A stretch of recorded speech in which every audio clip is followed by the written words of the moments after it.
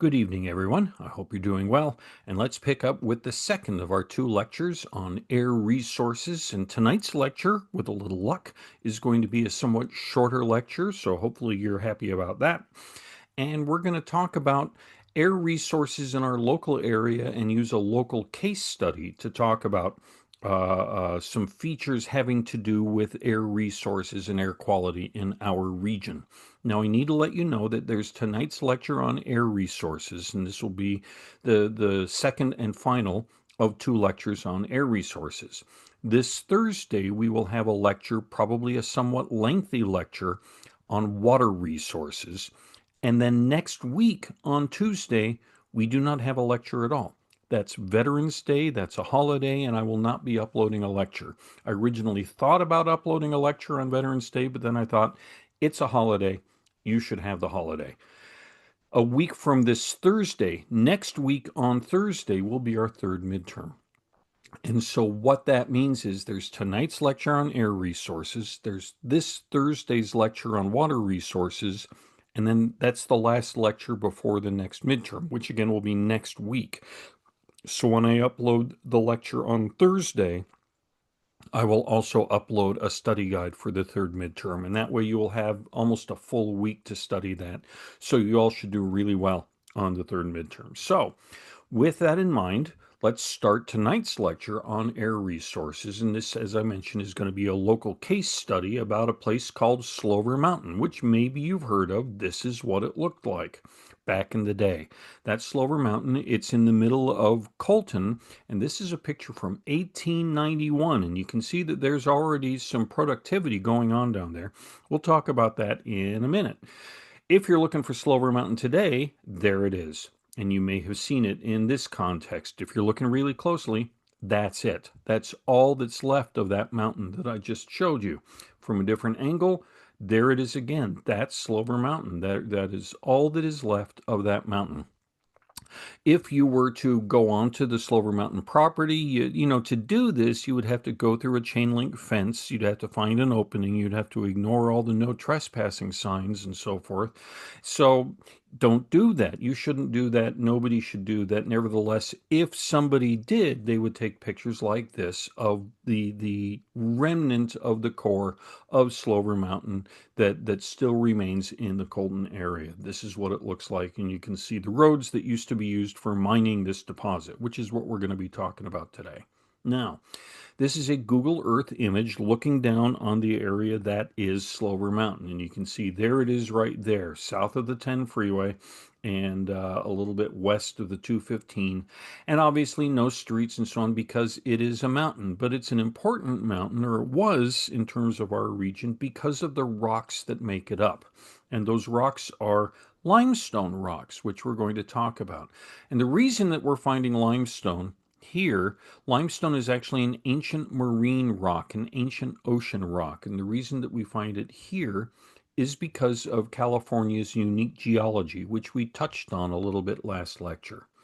What you're looking at now is a geological map of the Colton area, the San Bernardino area, with different rock units of different ages given different colors. And so all the yellow and the light yellow, the darker yellow, the gold, those are all young sediments dating to about the ice ages. The gray color that you see there labeled QW or QW1, that's active river or active stream deposits. That's where the river is actually running through there. So those are very, very young deposits because they're currently being moved around and deposited.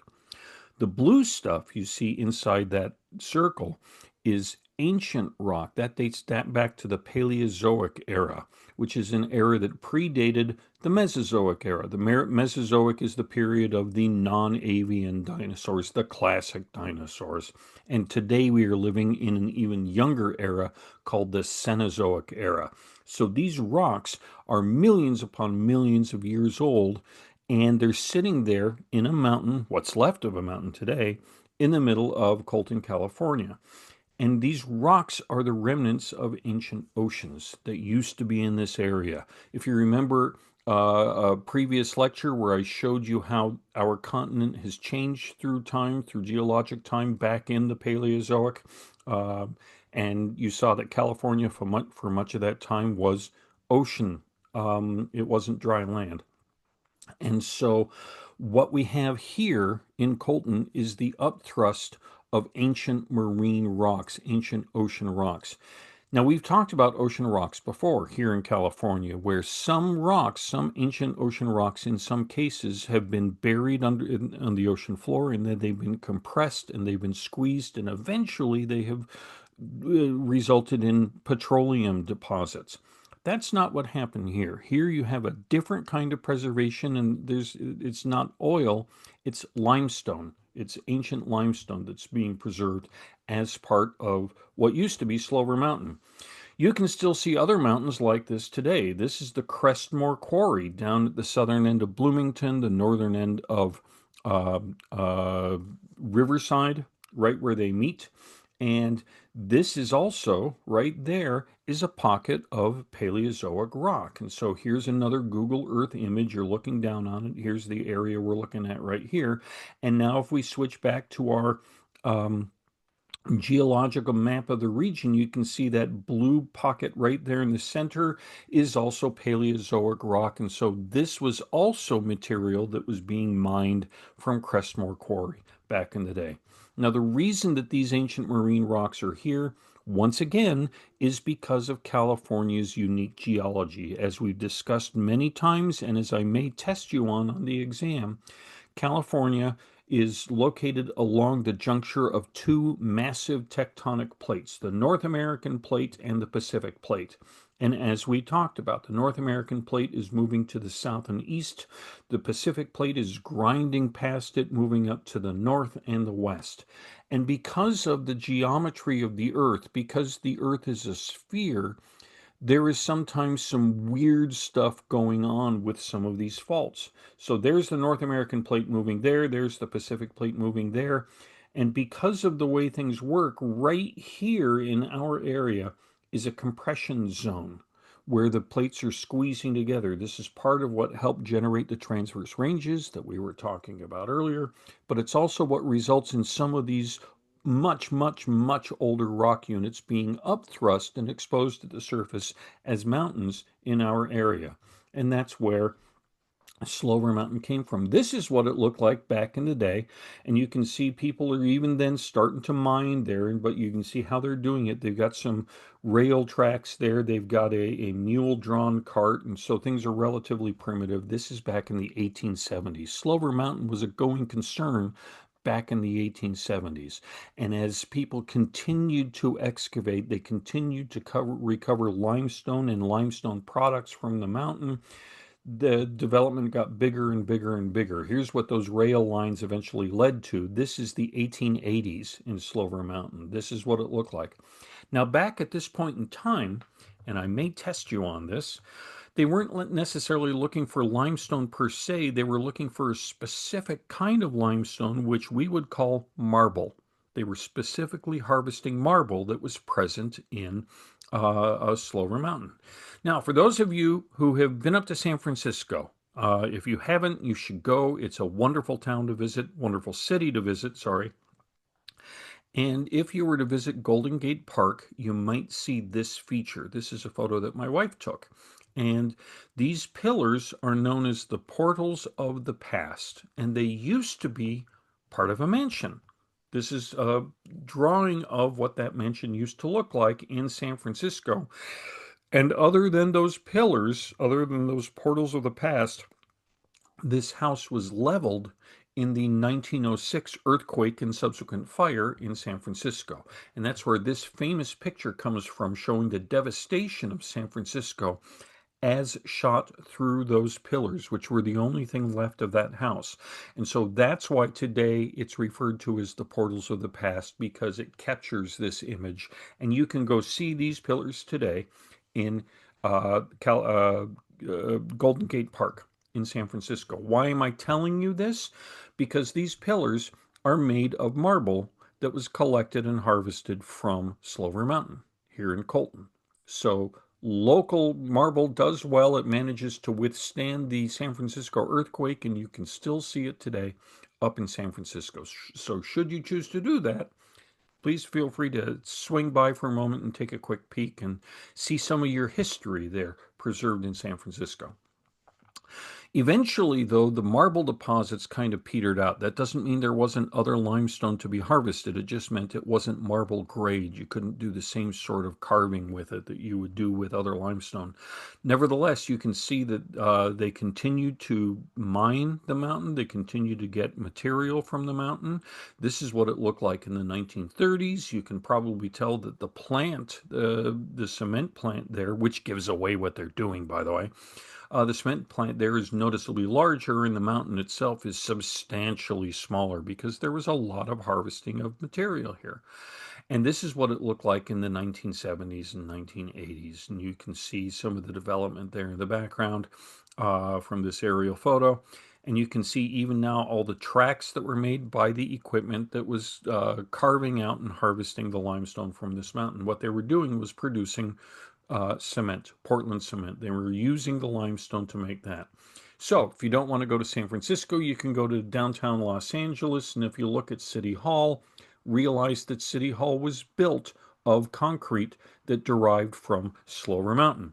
If you get tired of traveling around Los Angeles and you want to stay at the Bonaventure Hotel, the Bonaventure was made with cement from Slover Mountain. So even after the marble was gone, Slover Mountain continued to be a huge, thriving economic industry right here in our backyard. The reason was that it was a source of limestone which was necessary for making cement. In order to produce cement, which is one of the huge features of the way we live our lives, think about how much cement is around you right now. If you're on campus or if you're at home or if you're out on the sidewalk or wherever you are, you probably have cement pretty close to you right now because it's just all over the place. Um, Cement comes from limestone. The limestone is heated to around 1400 degrees Celsius, which breaks it down into calcium oxide and carbon dioxide. And then it's ground up to form a substance called clinker. And then this is combined with gypsum to form cement. That's where cement comes from. Now, a consequence of that, an inevitable consequence of that, is as you are processing the limestone and other materials to make cement, you are going to release emissions. And there's, just being clear, there's no real way around this. It is a natural consequence of the chemical composition of the rocks involved. Carbon dioxide is one of those emissions. Nitrogen oxides are another one. Sulfur dioxide is another one. Carbon monoxide, which you probably know is not healthy, that's produced. And all of these are regulated, or many of them are regulated. And so I'm going to bring you back now to the book Silent Spring, which we have talked about multiple times this term. And if you remember, Silent Spring was published in 1962, and it was talking about DDT, and it was talking about the impacts of DDT on organisms, not the organisms who had it sprayed on them, but the organisms who then ate those organisms, and then the ones who ate those, and the ones who ate those. And we've already talked about that, and I'm not going to test you on it again until the final. Bioaccumulation, where the materials accumulate in the tissues faster than they can be consumed or excreted, and then biomagnification, as you have increasing concentrations of those toxins moving up through the various trophic levels in any given community or ecosystem. Again, not going to test you on that now. Probably will test you on it again in the final. But for now, what I want to emphasize is when this book was published, it led to, as we discussed earlier in the semester, it led to the onset of the environmental movement. And environmentalism became a thing. And if you go back to the late 60s and early 70s, that's when you start seeing all sorts of legislation that was motivated by people's response to the book Silent Spring. As I mentioned, there are other books that predated Silent Spring that conveyed much of the same message, but none of them carried quite the impact. They didn't have quite the potency of Silent Spring. And so here you see the Wilderness Act, the National Environmental Policy Act, the Environmental Protection Agency, the Clean Air Act, Earth Day. In California, you had the California Environmental Quality Act, you had the Clean Water Act, and the Endangered Species Act, which we already talked about. And you can see that these all came together within a relatively short span of time. The one we're looking at now from 1970 is the Clean Air Act, and I want to talk about that a little bit. This was actually signed into law by a Republican president, Richard Nixon, and it listed several pollutants that are called criteria pollutants. And yes, I'm going to test you on that. And criteria pollutants were the ones considered to pose the most serious threat to human health. Okay? And they include sulfur dioxide, nitrogen oxides, carbon monoxide, particulate matter, hydrocarbons, photochemical oxidants, and lead. I don't think I'm going to ask you to memorize these for the exam because, again, I'm not sure that's the point. Though, honestly, it couldn't hurt you to be aware that all of these aren't just harmful, they are so extraordinarily harmful that they were selected out of all of the pollutants available in the 70s. These were the ones that were selected and designated criteria pollutants. They're not just bad, they are really, really bad. And what you should also notice, and I will test you on this, okay? Fair warning, you'll be tested on this. These at the top, sulfur dioxide, nitrogen oxides, and carbon monoxide, these are all produced by cement manufacture. And as I mentioned, they are inevitably produced by cement manufacture. If you are going to make cement, you are going to produce these chemicals. And now these chemicals are being regulated by the Clean Air Act of 1970. Okay? As a consequence of that book, Silent Spring. The reason that that's really particularly important here in California is getting back to our geology. You're probably wondering, this sounds like an atmosphere lecture. Are we doing that? Yes, we are, but it's also getting back to the geology. Because remember, we talked about the transverse ranges right down there, and we've looked at it like this. But those transverse ranges also have an effect on the atmosphere. When you have an onshore flow, the air comes in and it carries the marine layer with it, and then it bumps up against the transverse ranges. And the way they are oriented down there, hopefully you can see, it's almost like a little pocket that then traps that marine layer and prevents it from moving around. This is a closer satellite image, and here are your transverse ranges right here, running more or less east-west, and then you can see much of Southern California down there. And so this is kind of what you're looking at here, where you have that onshore flow moving in and then being stalled out as it hits the mountains. This is a different view, more of a lateral view, looking over Rancho Palos Verdes. And this is virtually exaggerated. This is a digital vertical exaggeration, so the mountains aren't actually that high. But I'm using that to convey how they form a barrier. So any air coming in off of the ocean is going to move across the Los Angeles basin, move across Long Beach, and then it's going to bump up against those mountains and it's going to stall out. Now, if enough of it happens, some of it is going to sneak up into the high desert. Those of you who might live in the high desert are probably aware of that, but generally speaking, most of that air stops there. Why is this important? Well, getting back to our global atmospheric circulation, remember that we are located here at around 30 degrees north latitude, and this is an area of high pressure because we've got those descending air currents that we talked about. This is high pressure developing right here, and as a consequence, you have this developing where under normal conditions, warm air would be lower than cool air. Cool air would be up top, cold air at the very top.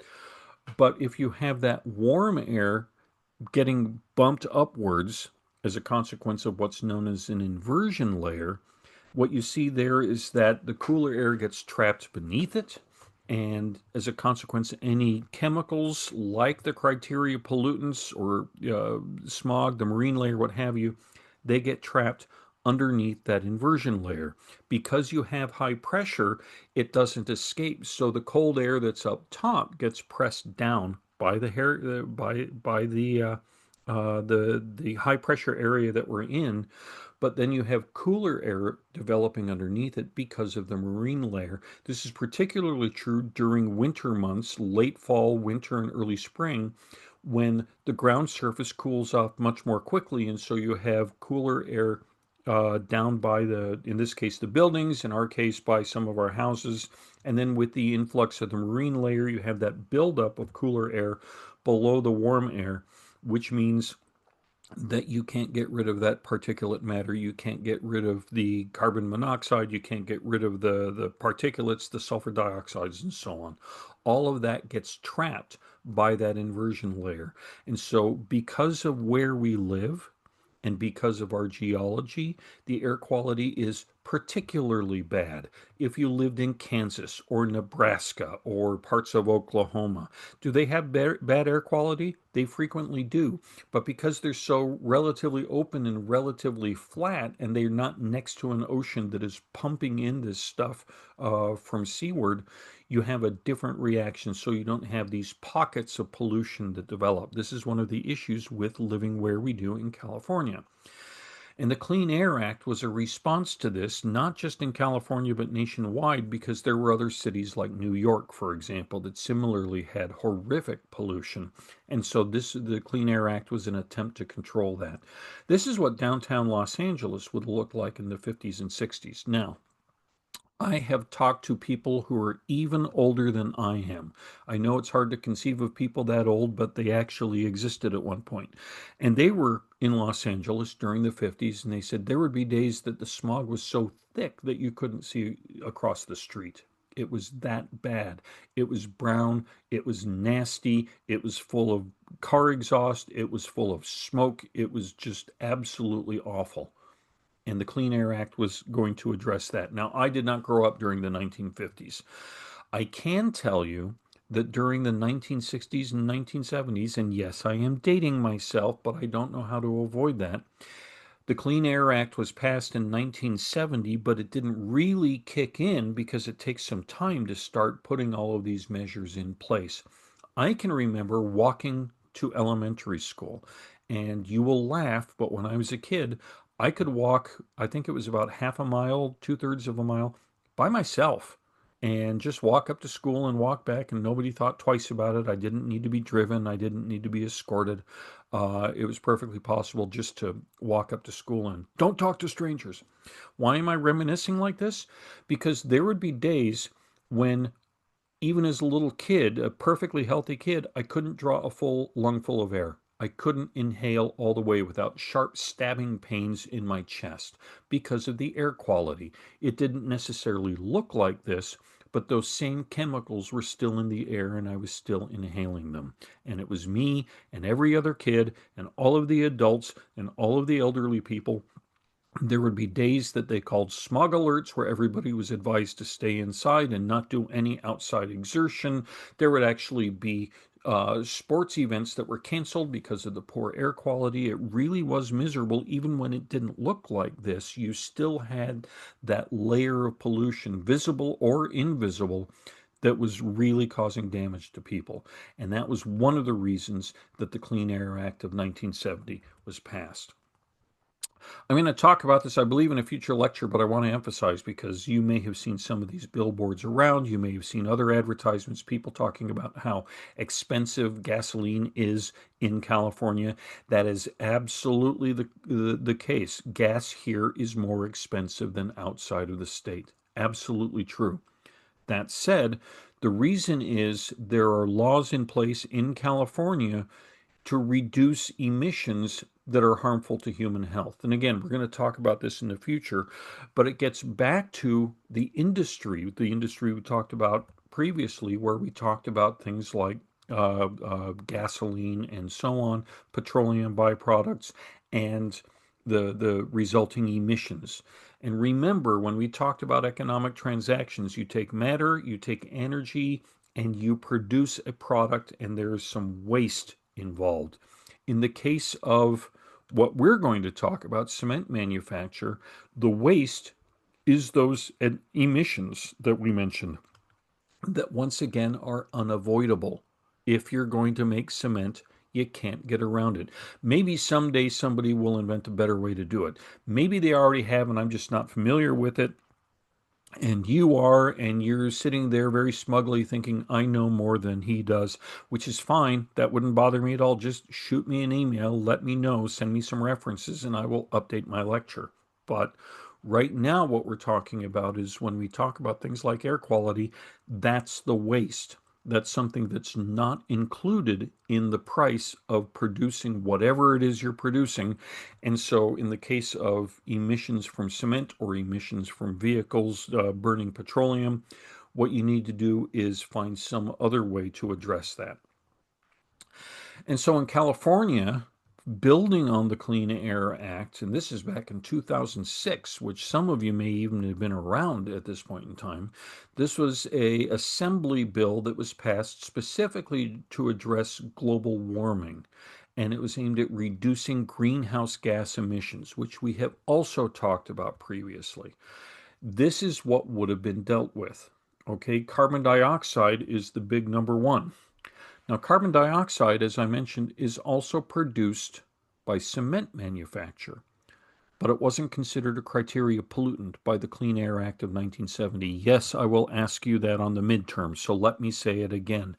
Carbon dioxide is produced by cement manufacture, but it was not considered a criteria pollutant by the Clean Air Act of 1970.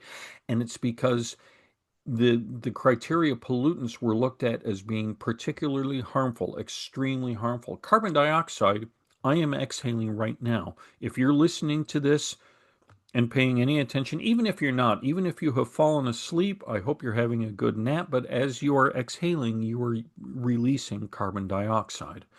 And so it's hard to imagine something that our own bodies are producing all the time, as long as we're breathing, as being harmful. But as we've talked about, as a greenhouse gas, as the concentrations increase, it can be harmful to human life. And so the Assembly Bill of 2006 was designed to control carbon dioxide. We're going to talk about that more in the future, but the reason I bring it up here is because if you're regulating carbon dioxide, let's say not what you're exhaling or what your cats are exhaling or what your dogs are exhaling, but what is being produced by industry, what is being produced by petroleum refinery, what is being produced by um, cement manufacture, if you're regulating that, then it's going to have an effect on the industry. So if we look at our economic model and we switch it over to producing cement, where you take limestone rocks and gypsum and you add energy and you produce a product, you have a serious amount of waste, and that waste is hazardous to humans. Three of the criteria pollutants are produced by cement manufacture. And so according to the Clean Air Act, what you need to do is expend more energy to work towards reducing that waste so that it's no longer present in the atmosphere at such harmful amounts. But who pays for that? And the answer is the client, the buyer pays for that. Whoever is purchasing the cement pays for that. And if you were doing that, and this is what happened in California with the advent of Assembly Bill 32, if you are doing that and you increase your price, it means that other people in other states or other nations who can produce cement can do it more cheaply because they aren't necessarily constrained by the United States and California's environmental laws. And then that was the Assembly Bill from 2006. In 2007, we had the Great Recession where the market collapsed, people were out of work, nobody was buying anything. And as a consequence, Slover Mountain Colton Cement pretty much went belly up.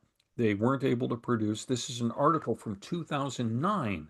And I want to emphasize that it's talking about both aspects of what I just mentioned. It wasn't just the state bill that was passed, it was also the collapse of the market so that people weren't buying and they weren't able to pay the money that was necessary to purchase cement from Slover Mountain.